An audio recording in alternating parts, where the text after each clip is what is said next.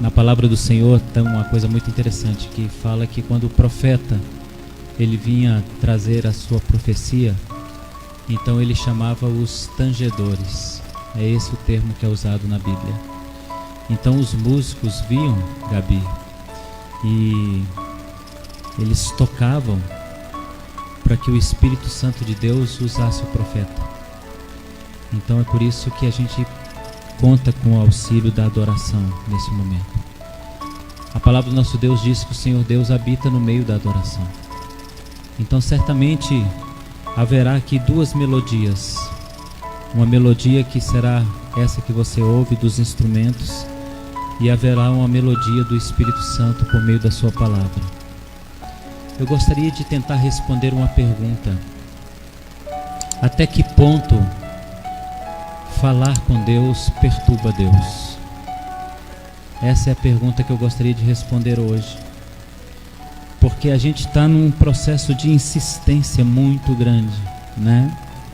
Nós estamos orando a Deus e orando, e às vezes orando a mesma coisa, né? Falamos com Deus a mesma oração quase, né? Quando a gente tem um problema que se arrasta há muito tempo, a gente fala, Deus, aquele problema, Deus, aquele problema.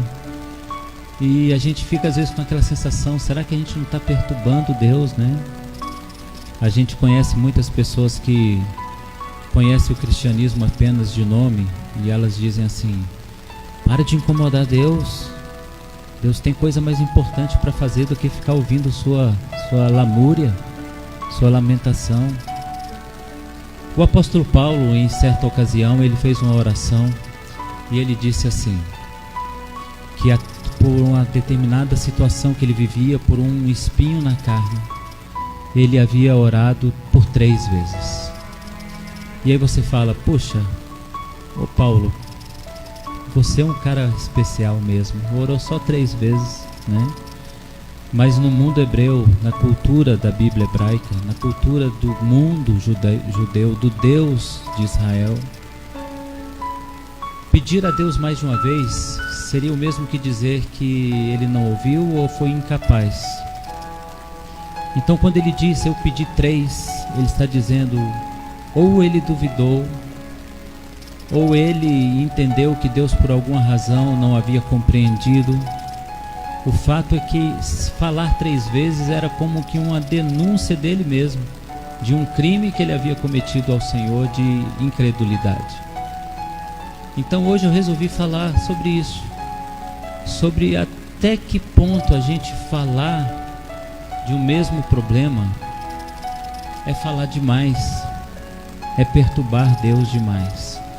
E o Espírito Santo então me conduziu à reflexão da história de Jesus, da cura da filha de Jairo. Vamos ler Lucas capítulo de número 8, no verso 40. Diz assim, ao regressar Jesus, a multidão o recebeu com alegria, porque todos o estavam esperando.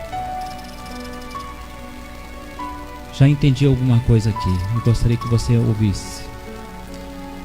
Havia uma multidão que recebeu Jesus naquele lugar onde ele estava, alegre, porque já estavam ali há algum tempo esperando que ele chegasse.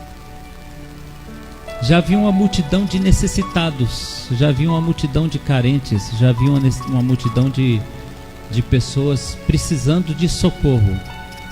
E quando Jesus chegou, né, foi aquele alívio, graças a Deus que ele chegou. Continua a história. Eis que veio um homem chamado Jairo, que era chefe da sinagoga. Prostrando-se aos pés de Jesus, lhe suplicou que chegasse até a sua casa, pois tinha uma filha única de uns 12 anos que estava à morte. Então agora entendi de novo. Havia uma multidão esperando Jesus. No meio dessa multidão havia um líder religioso, e um líder religioso que compartilhava de um problema que muitos estavam compartilhando ali, uma necessidade urgente de cura. Nós sabemos que as multidões seguiam Jesus porque sabiam que ele fazia milagre. E Jairo está aqui rompendo com uma série de questões muito sérias para ele. Ele é líder de uma sinagoga. E ele então está colocando sua cabeça a prêmio. Ele está colocando seu cargo em jogo. Porque ele está dizendo, ao esperar Jesus, que ele, líder judeu, acredita em um profeta chamado Jesus, que vem de Nazaré. E ele estava ali no meio daquela multidão, esperando Jesus também chegar. Quando a Bíblia diz que a multidão ficou feliz ao ver Jesus, então eu devo entender que se Jairo está no meio da multidão, ele também ficou feliz. É aquela coisa, ainda bem que chegou a resposta, ainda bem que chegou a solução do meu problema, agora tudo vai se resolver. Mas vem então a história que nós vamos usar para compreender até quando a gente tem que falar com Deus.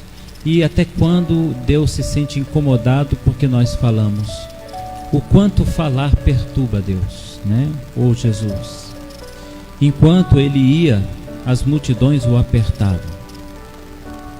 Certa mulher que havia 12 anos, que vinha sofrendo de uma hemorragia, e a quem ninguém tinha podido curar, e que gastara com os médicos todos os seus bens, veio por detrás dele e lhe tocou na orla de suas vestes, e logo lhe estancou a hemorragia. Jesus disse: quem me tocou? Como todos negavam, Pedro e seus companheiros disse: mestre, a multidão te aperta e te oprime, e dizes: quem me tocou? Contudo Jesus insistiu: alguém me tocou, porque eu senti que saiu o poder de mim. Agora eu entendo mais uma coisa interessante.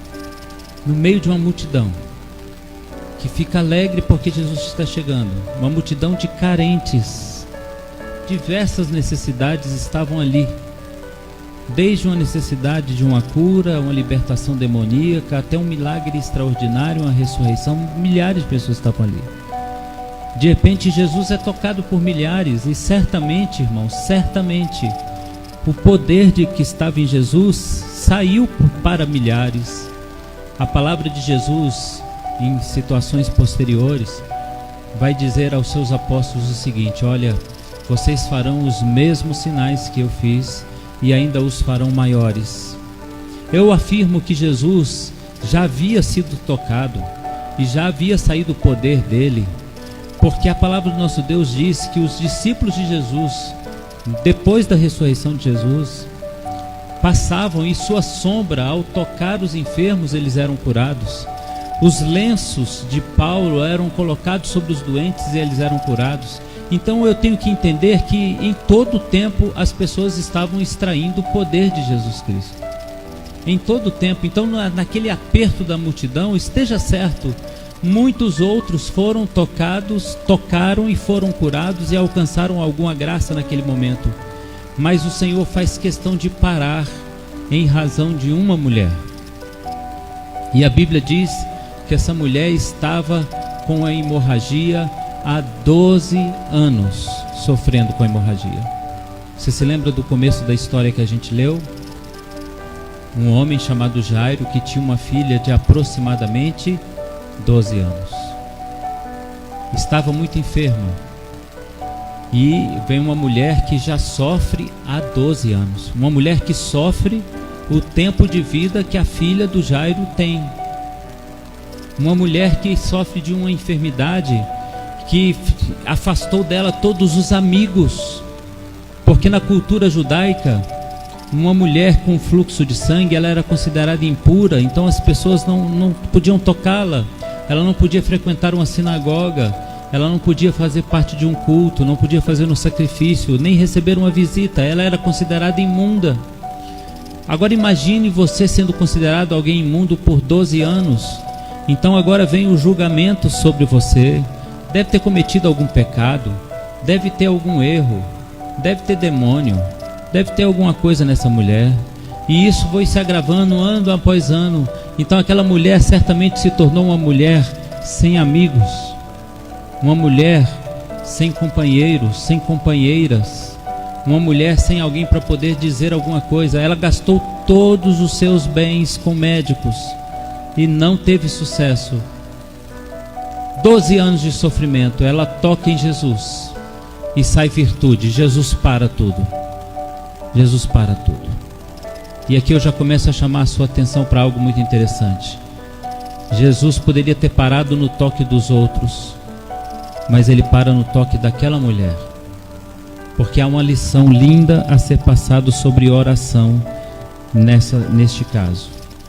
Então diz assim o verso de número 46: Contudo Jesus insistiu: alguém me tocou, porque eu senti que de mim saiu o poder.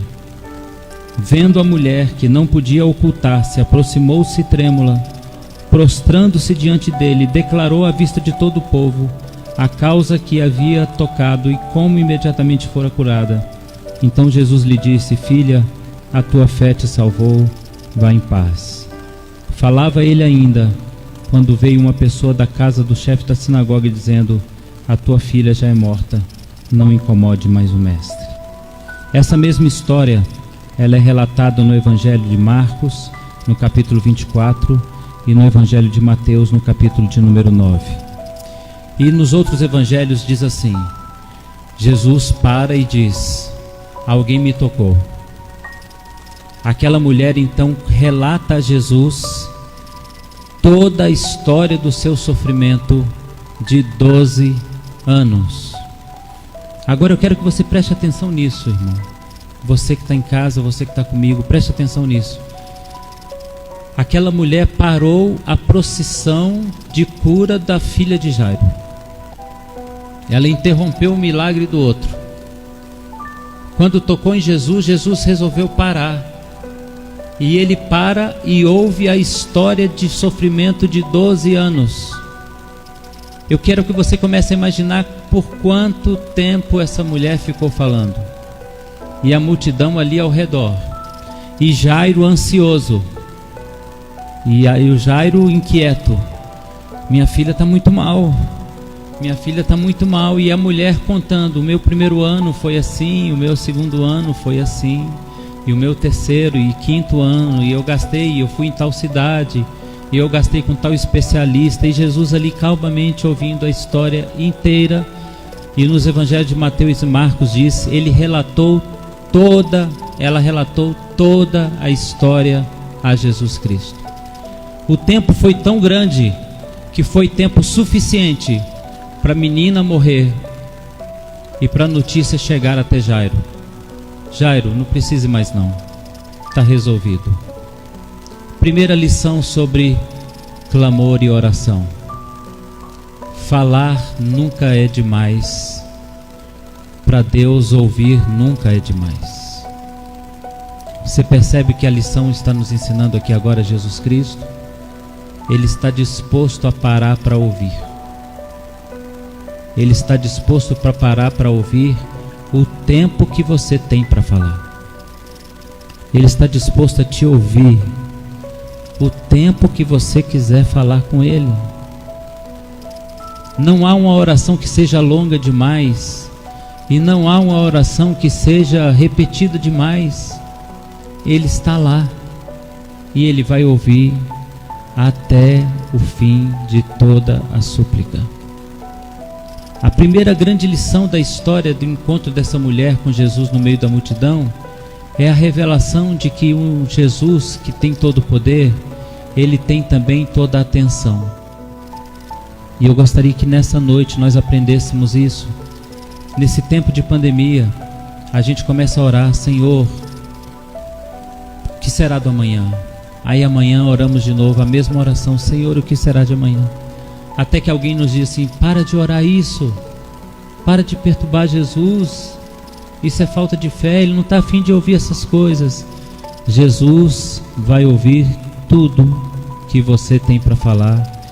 Pelo tempo da sua luta e do seu sofrimento, Ele vai ouvir tudo. E eu acho essa história linda, porque Jesus vai até a casa de Jairo. Ele não desiste da oração que Jairo fez. Lembra-se que Jairo procurou e fez uma oração. Ele disse: Jesus, vai até minha casa, minha filha está muito doente. Isso é uma oração. Ele está falando com o próprio Filho de Deus. Jesus, ao ouvir a oração de todos os 12 anos daquela mulher, ele não agora se deixa de cumprir o compromisso com a outra oração feita. E ele segue o seu caminho e ele vai até a casa de Jairo. Chegando na casa de Jairo, ele diz à família e aos familiares que estão ali chorando, aos amigos, ele diz: não temam, ela está só dormindo. A Bíblia diz que as pessoas ao redor começaram a zombar de Jesus. Deixa eu dizer uma coisa para você, querido, para você que está aqui, para os irmãos que nos acompanham. Jesus às vezes revela coisas para nós que os outros vão dizer: é brincadeira, isso é impossível, e vão começar a zombar da nossa fé e zombar da nossa esperança. Não deixem, Gisele, que zombem da tua fé. O Senhor não desistiu do seu milagre. Quando Jesus vai à casa de Jairo, ele está dizendo isso: Jairo, eu acabei de fazer muitos milagres, mas eu não desisti do seu. Jesus não desistiu do seu milagre. Ele não desistiu. E não deixe ninguém zombar de você. Ele não desistiu do seu milagre. Jesus então chama 2 dos seus discípulos para entrar com ele. Se assenta na cama da menina. E aí eu acho que Jesus é de uma delicadeza e de uma sensibilidade com o ser humano inigualável. Ele usa a seguinte frase: Talita cumi, que traduzido do hebraico limpo seria: querida, levanta, ou donzela, levanta. Você sabe o que Jesus fez? Ele se assentou ao lado da cama da menina morta, pegou em sua mão e, como um lorde, ele disse: querida, está na hora de acordar do seu trauma. Querida, está na hora de acordar da sua morte. Querida, está na hora de levantar do seu pesadelo. É essa palavra que nós vamos ouvir de Jesus. A lição de hoje para nós então é muito simples. Todos da multidão têm a atenção de Jesus. O seu caso, Francis, o meu caso, não é maior do que o caso do Moisés ou o caso de qualquer um dos irmãos. Para Deus não há um caso maior e menor. Todos nós somos o centro da atenção de Jesus. Ele tem poder para liberar para mim e tem poder para liberar para você. Ele vai ouvir a minha oração de um velho e ele vai ouvir a sua oração de um adolescente.